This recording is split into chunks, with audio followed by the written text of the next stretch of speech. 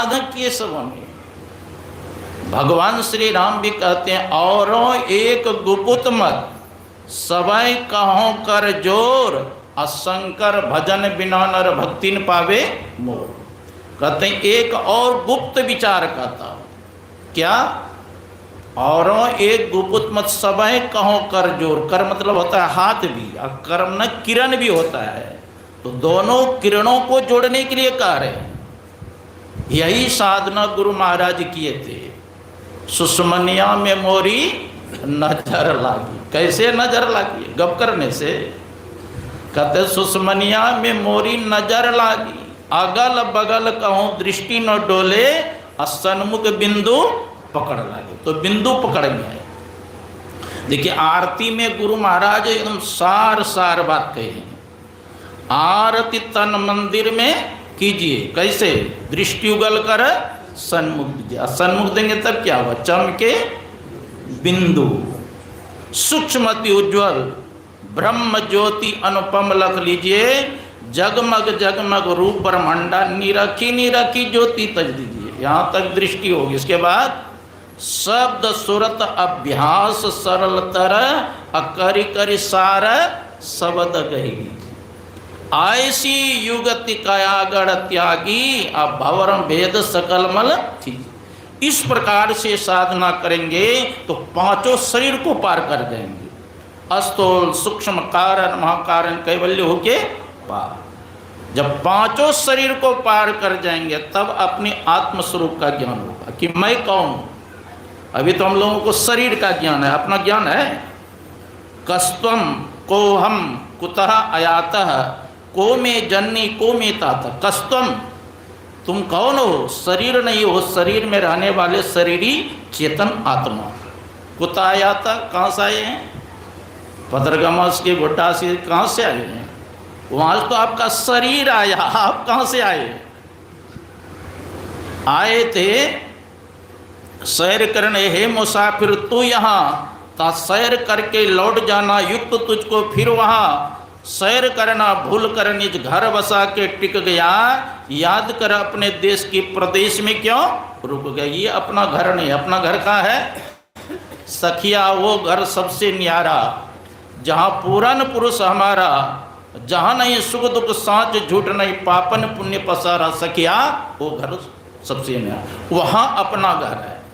और इस जीव का सच्चा माता पिता कौन है? वही परम पिता परमात्मा। इसलिए क्या कहते? त्वमेव माता च पिता त्वमेव, त्वमेव बंधु च सखा त्वमेव, त्वमेव विद्या द्रविणम त्वमेव, त्वमेव सर्वम मम देवम देव। तुम ही मेरे माता हो, पिता हो, भाई हो, बंधु। सर्वस्व कौन है? यह जीव का परम पिता वही परमात्मा है। जब तक उसकी भक्ति नहीं करेंगे तब तक जीव का कल्याण होगा। कमट पीट जा मही बरु बारा, बंध्या सुत बरु काव ही मारा। कहते चाहे कछुए के पीठ पर बाल जमावे, बंझिया के पुत्र को किसी मार डाले। बंझ को बेटा होता है, बेटा होगा तो बंझ कहलाएगी। अच्छा एक बात बतलाइए, हनुमान जी की शादी हुई थी? नहीं, लेकिन पुत्र था कि नहीं? हनुमान जी जब भगवान श्री राम लक्ष्मण को रावण का बेटा अहिरावण ले गया था पताल, हनुमान जी पता लगा करके पताल के गेट पर गए तो देखा एक बंदर पहले से है ना मुगदर लेकर के गदा लेके खड़े हैं। तो हनुमान जी ने पूछा तुम कौन हो? कहा मैं पवन सुत पुत्र मैं हनुमान हूँ। हनुमान जी कहते हैं। तो हनुमान जी ने पूछा तुम कौन हो? कहा पवन का पुत्र मैं मकर ध्वज हूँ। अरे मूर्ख, मैं शादी ब्याह किया नहीं, तू मेरा बेटा कैसे बनते हो? कहते एक बात बताइए, आप लंकापुरी गए थे? कहाँ? आपके पूछ में आग लगा दिया गया था? कहाँ? और उछल उछल करके आप लंकापुरी को जला रहे थे, और आग बुझाने के लिए आप समुद्र में कूद गए। आपके शरीर से जो पसीना निकला मेरी माँ मछली पी गई, अब उसी से मेरा जन्म हुआ। आप पिता है कि नहीं हमारे? कहते बात तो सही है, लेकिन हनुमान जी को पता था।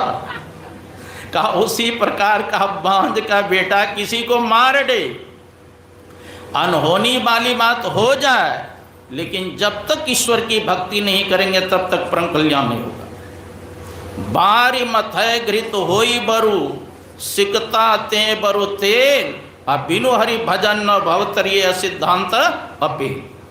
कहते हैं बालू के मतने से तेल निकल आवे, बालू के मतने से तेल निकलता है, जल के मतने से घी निकल आवे, अनहोनी वाली बात हो जाए, लेकिन जब तक ईश्वर की भक्ति नहीं करेंगे तब तक परम कल्याण नहीं होगा। इसलिए महापुरुषों ने कहा शतम विहायो भोक्तव्यम शास्त्रंग स्नान माचरेत, लक्षण विहायो दातव्यम कोटिम त्यक्तारे स्मरेत। 100 काम को छोड़ के भोजन करना चाहिए, 1000 काम को छोड़ के स्नान करना चाहिए, 1,00,000 काम को छोड़ के दान करना चाहिए, और अंतिम का कोटिम त्यक्तारे स्मरेत, करोड़ों काम को छोड़ के भगवान का भजन करें। इसी में परम कल्याण होगा। बोलिए श्री सद्गुरु महाराज की जय।